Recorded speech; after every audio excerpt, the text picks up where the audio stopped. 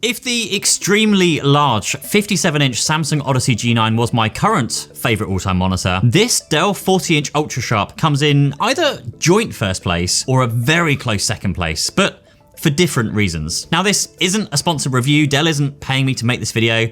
I bought this monitor with my own money, all 1,800 pounds of it or so at the time. But I wanted to make this video because for the majority of people who put productivity first and gaming like second or even third, I think this is one of the best, if not the best monitor that I think most people don't even know exists. Now, starting off with the unboxing experience, which I'll be honest, I actually forgot to shoot because this is literally one of the very rare purchases where I bought this for my own use, thinking it would be like a mediocre purchase and, live in my home office, never see the light of day in its own video. But unboxing is pretty straightforward. The stand is easy to attach, minimal effort, and the size of the screen means it's easy enough to do single-handed, whether using the included stand or even mounting onto an external monitor arm. Now, you get everything you need in the box, but the included USB cables for the KVM connections are really, really short. So unless you have both, say, Mac and PC physically sat on your desk, you're going to want to pick up some longer cables. Seems that they could have included longer in the box, but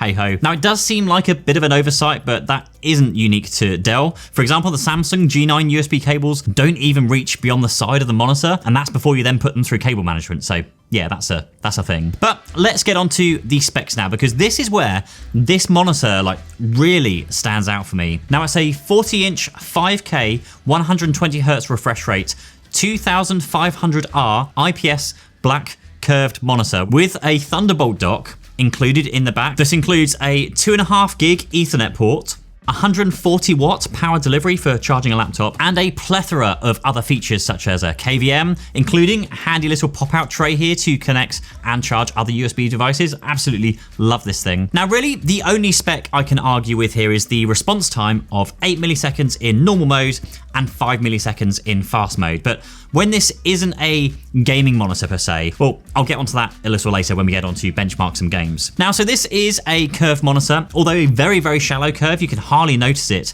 at 2500R unless you try laying it flat on a desk, and you obviously really will see it then. And I know there's definitely personal preference involved with whether you like a curve or don't like a curve, and the smaller the monitor, the less pronounced curve that you would need. But personally, I would have liked to see a deeper curve here, as with day-to-day use. I just find the reflections you get on the edges here a little bit distracting, depending on how bright and the lights and the windows and all those kind of things that are around you. But generally speaking, the curve is great. No real issues other than those. And this monitor does have an anti-glare coating, but Dell seems to have gone for a very, very light coating to avoid, affecting the color reproduction of this monitor, as it is predominantly marketed as a professional kind of monitor where color accuracy is more important. But generally speaking, the curve is okay, reflections are okay, and with a peak brightness of 450 nits and 600 nits in HDR, the monitor does great in almost all day-to-day, typical, home office,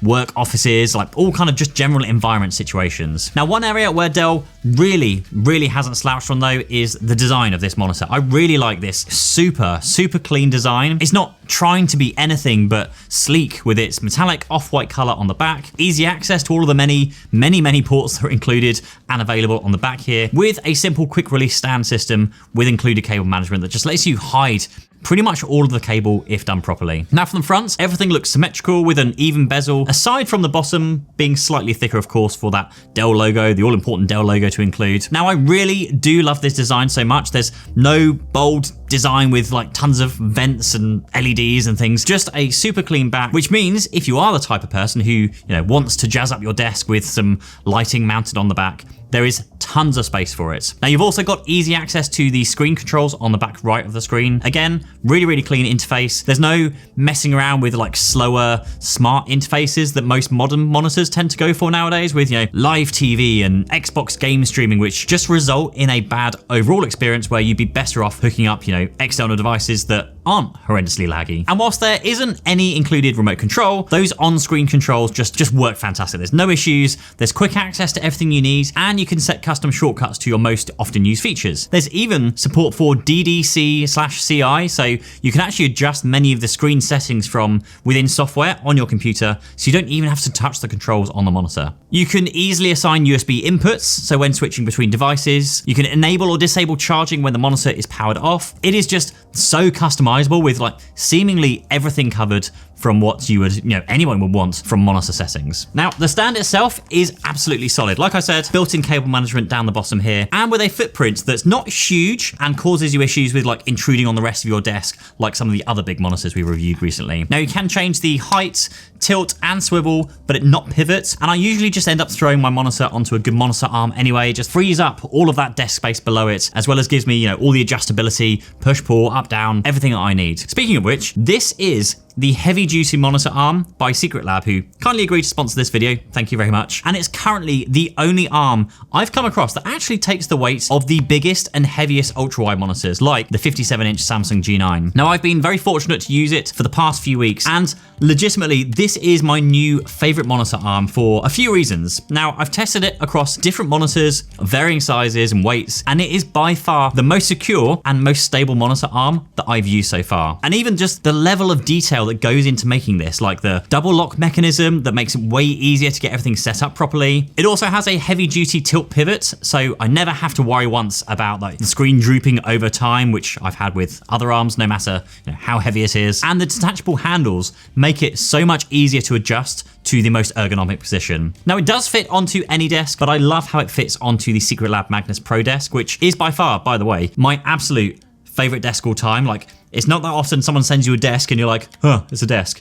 This is a really cool desk by a long shot. And the cable management on this arm is insane, which I hope to dive into another time, so you guys can have a closer look at how clutter-free everything is on my desk. But all I will say now is magnets are freaking awesome. So grab one using the link down below or by scanning the QR code on the screen. Now, the absolute like chef's kiss of perfection when it comes to this Dell monitor though is its connectivity. I don't normally use the word plethora, although I think I might have actually said it earlier in this video, so there's too few. But this thing's got everything from a 140 watt Thunderbolt 4 upstream port, HDMI 2.1, DisplayPort 1.4, a Thunderbolt 4 downstream port that supplies 15 watts for daisy chaining extra devices. You got a further 10 gig USB-C upstream, 4 10 gig USB 3.2 Gen 2 Type A downstream ports, a 2.5 gig Ethernet port, a further 2 USB-C ports with 15 watts charging, and a USB-A port charging also tucked away in this handy little like drop down area. It is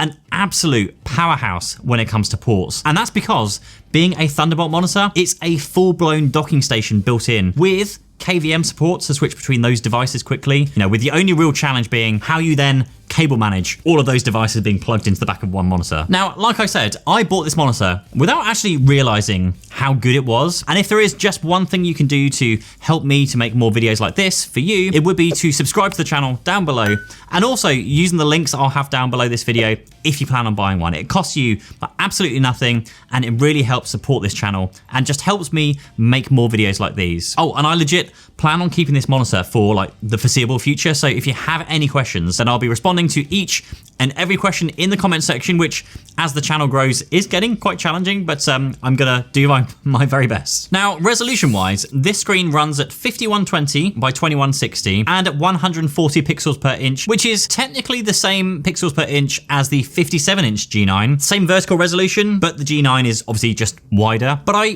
don't know how to explain it, but the clarity just looks a whole lot better on this Dell monitor. Even though they are both 140 pixels per inch, maybe the Dell is just better quality pixels? Really don't know, but it definitely is here. Now, it is most likely to do with the G9's Quantum Mini LED versus the Dell IPS Black panel, but it's really, really good. So no issues at all with productivity. I think they've kind of really nailed the sweet spot here. Great resolution, great PPI. Also, 120 hertz refresh rate, which again, for most people, productivity first, gaming second is ideal. Like, I definitely find that 120 hertz makes a big difference, even on productivity. Like, moving windows around feels a whole lot smoother. So if you are going from an older 50 or 60 hertz panel to this, it will be a dramatic improvement. Now, in terms of color accuracy, this is where the Dell monitor really shines over, more consumer or gaming focused monitors with 99% DCI-P3 coverage. And you can also use Dell's own software to calibrate and adjust the settings. But combined with the 5K resolution, it is good to know you're getting a just great overall experience, and one that is definitely aimed at the more professional market for graphics, video, and just anything that requires accurate colors. The colors on here are rich, and the black levels make use of that newer IPS black technology, which gives you an increased 2000:1 contrast ratio, which is kind of double that of the standard IPS panels, although it is less than OLED and Quantum Mini OLEDs like my favorite G9 models. But without getting mixed up with all of the terminology, IPS versus OLED versus, all these other things, I actually made a whole video about picking the best monitor for productivity, which I'll link to at the end of this video and in the description down below. But for those interested in this screen, I've been sat in front of it long enough to know that it has better image quality than my 57-inch G9. Now, the only real issue here though is that the monitor itself is still edge lit, so in like HDR scenes it doesn't look great. So this is really like a productivity first, content second, and probably gaming like third kind of monitor. But again, you'll only really notice this if you binge watch content which has a lot of very, very dark scenes. But generally speaking, HDR is kind of a bit of a no-go with the screen.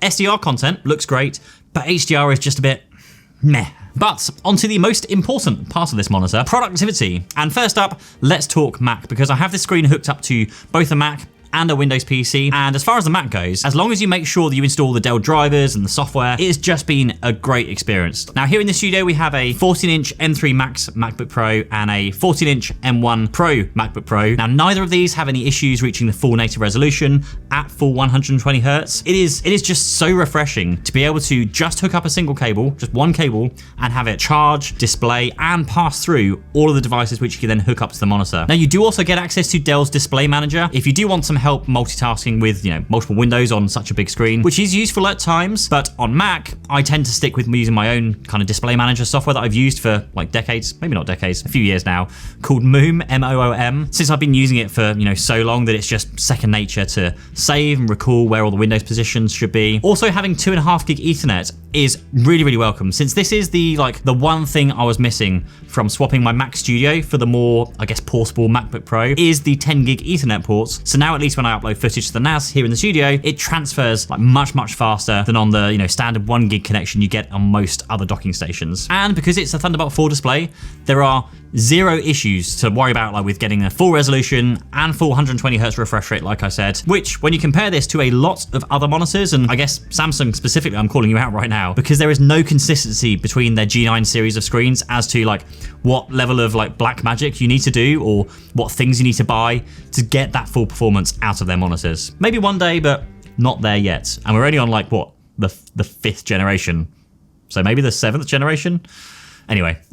Over in Windows, it is a very similar story here. No issues whatsoever. You can use, again, the Dell Display software for multitasking, or use something like Fancy Zones if you prefer a Windows native solution instead. It's just going to be what you'll prefer to using here. Now, we are using a very top of the line gaming PC here. Now we're getting to some benchmarks tests in some games in a moment, but I am able to get the full native resolution and refresh rate, again, without any issues. But as always, you just need to check that your system is capable of getting the best from this display. Now the same goes for you if you want to run two systems side by side like I do here with Mac and PC. We've got both picture in picture and picture by picture. Again, no issues whatsoever here at all. And I really, really like the fact that you can hardwire the built-in network ports to one of your inputs. So for me, for example, my PC is already hardwired into the network, so I can choose to have that 2.5 gig Ethernet permanently attached to my Mac when it's connected, or I can have it move when I change inputs. But I just really like that they've thought about this feature and given you the option, because of course, the worst thing for you to do would be,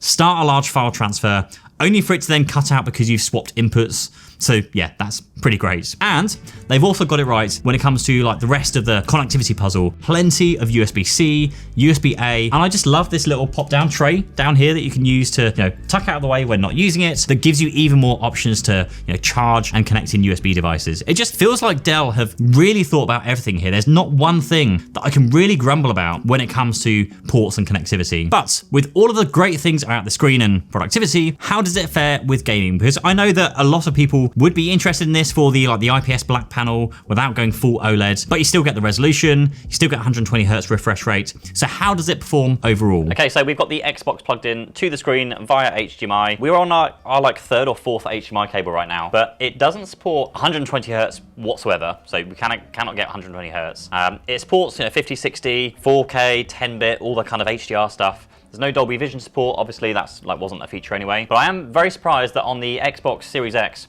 we're not able to get 120 Hz. And I've tried between 1080p and lower kind of resolutions, and we just cannot get 120 Hz. So not quite sure what's going on that, but just be aware, if you have an Xbox, want to use the screen with an Xbox, it's not going to be, you're not going to get the most from the console out of this screen. Okay, so same situation with the PlayStation. You cannot do 4K 100, well, you cannot do 120 Hz. It just won't work. Also, forgot to mention the last one. Regardless of whatever console you're using, so PlayStation 5, Xbox Series X or Xbox Series S, you do need to set this to automatic or manually change the aspect ratio, because by default it will just stretch the image and make everything look horrible. But once you get that, of course, you get the black bars down the side. But if you're happy with 60 Hz gaming, then yeah, it's okay. So for reference, the PC I'm running here is running a 4090 card along with an Intel 149-900K CPU, loads of specs. Full specs will be in the video, which I'll link down below, which is when we built this whole PC, so you'll have it there as well. And I'm going to show you what sort of FPS I was able to hit with each game mode set to native resolution at 120 Hz, and with all of the quality settings completely maxed out, whether that's Epic or Ultra or just whatever the maximum each game supports. And I've also got results from other monitors, which I'll show you to compare to the 45-inch LG Ultra Gear, as well as the 49-inch G9 OLED and the 57-inch G9 as well. And these aren't super accurate results. I basically look at the rough sort of FPS that I was able to get when I was playing the games, and I've gone somewhere in the middle as the numbers just fluctuate. So just basically so you can see what you'd expect to get with a similar spec PC and this particular monitor. So first up, spreading glorious democracy in Helldivers 2 reaches around 100 FPS. Cyberpunk reaches a surprising 90 FPS, kind of shows how graphically intense the Helldivers 2 game is to be so close to that. Good old Fortnite was hitting around 125 FPS on average. You've got Warzone, 110 FPS, which is pretty good for Warzone. Forza Horizon 5, 180 FPS, and the king of all FPS, and no matter what screen you're using, Overwatch 2 at 450 FPS. Although that number can hugely swing up or down by 100 FPS depending on what's going on in the game, so just crazy numbers going on. And so far overall as performance goes, it actually sits somewhere between the G9 OLED and the 57-inch G9 in terms of FPS, but of course that's going to be mostly driven by the difference in resolution between these monitors. The lower resolution, the better the results. So those are the headline FPS figures. But one thing I would say here is that when going from the G9 ultra wides, even the 45-inch LG Ultra Gear, all of those have a 0.03 millisecond response time, but going to 8 millisecond or even 5 millisecond in fast mode on this Dell is quite noticeable. There's also some noticeable ghosting when in that same fast mode. And whilst the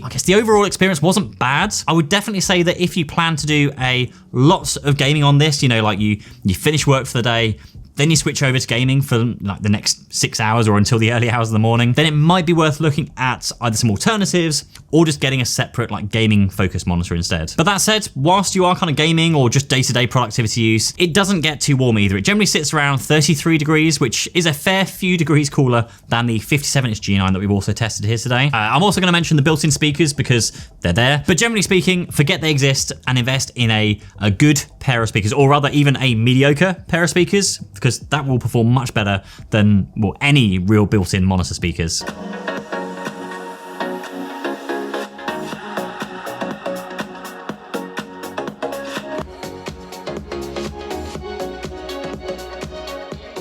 As far as energy consumption goes, it does get fairly hungry when it's been pushed, but nowhere near the 380 watts stated on the website. I guess maybe if you plug in all the devices and charge at the maximum possible speeds, but maybe. But yeah, generally speaking, it performs around pretty average for energy consumption. And of course, if all else fails, having a 3-year warranty with Dell is actually something to be reassured when spending, this level of money on a monitor. It's definitely a concern when buying from, I would say specifically Samsung, given my interactions with them so far have been okay to questionable at times. Thankfully, I've not had any issues with this screen that's, involved me having to contact Dell, but I do know from my background experience of working in IT, Dell support is pretty damn good and you can expect very, very good support from them. But what about the problems? Now for me, there aren't many, and it depends on what your specific use case is here. Obviously the 8 millisecond or 5 millisecond response time, the ghosting, limited HDR, and of course, if you are gaming on this, then you do need a pretty beefy PC to drive,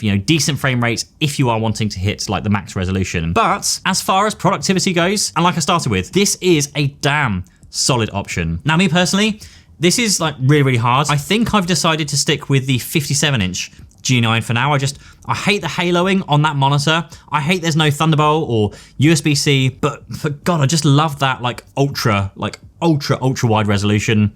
But then again, it is more expensive than this monitor.